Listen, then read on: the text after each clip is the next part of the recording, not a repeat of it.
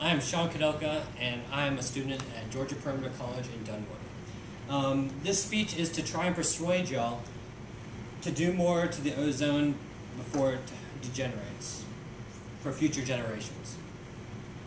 Imagine one day walking down the street and it starts being, the atmosphere starts heating up and it is impossible to survive. What then? Without an ozone, plants and humans cannot survive.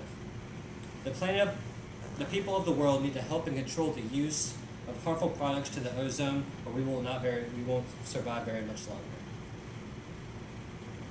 Currently, the ozone layer is working properly, but the U.S. Nuclear Regulatory Commission stated in 2003 that satellite observations indicated that a worldwide thinning of the protective ozone layer is happening. With the depletion of UVB levels, skin cancer and other skin diseases will start to occur much more, and your immune system will start shutting down and you will be getting sick much easier. More UVB rays will cause plants that are harmed by too much UVB to die out, causing food depletion. If the high ozone level is depleted, plants from the ocean called phytoplankton will start dying out, and all the other fish will start dying, all the fish that eat the phytoplasm, thus destroying the food for us. Animals will also be affected dramatically, especially animals located on the poles. Polar bears are becoming extinct fast due to the high temperatures happening at the poles, and this video will show you what is happening.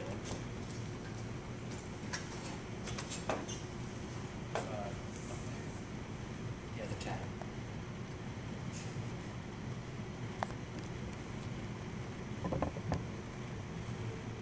For human beings, global warming is a defining challenge. Other species, it may spell extinction. Polar bears live on sea ice. With the warming of the Earth's atmosphere, their habitat is melting. Unable to hunt in the open water, polar bears are dying, sometimes drowning, as they search for ice floes that have disappeared.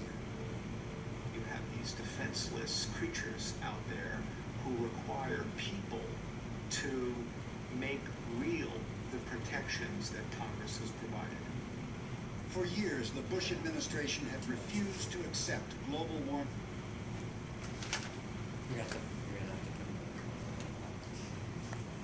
Zachary Shahan of EcoWorldly explains that sea level is actually anticipated to rise by more than 1 meter by 2100, more than twice that the IPCC predicted in 2007.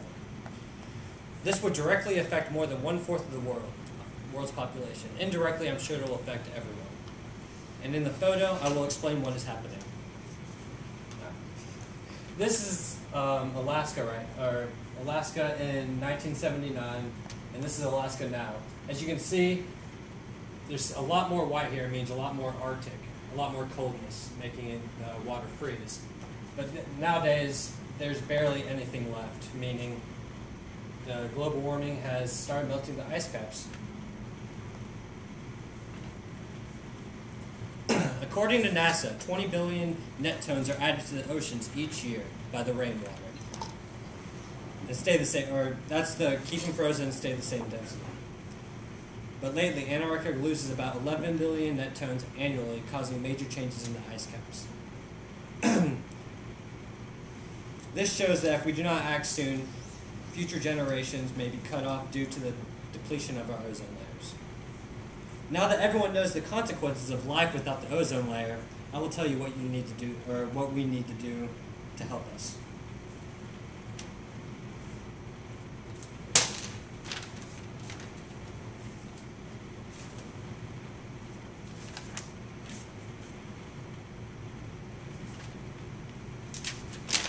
Sorry. More and more countries around the world are trying to help us. But other than the United States, everyone else except for the United States is trying to help us. The more energy that we use, the more power that we use burns up more energy, thus creating more chemicals that destroy the ozone. So if we start turning off electricity, carpooling, and using less gas, this will help it. Also, recycling and reusing is another big factor. But the biggest way to help is to help others understand what is happening. The more people that know, the more people will try and save us. All of this shows that there are many ways to start helping the world, help out with global warming, and how people have been trying to help already.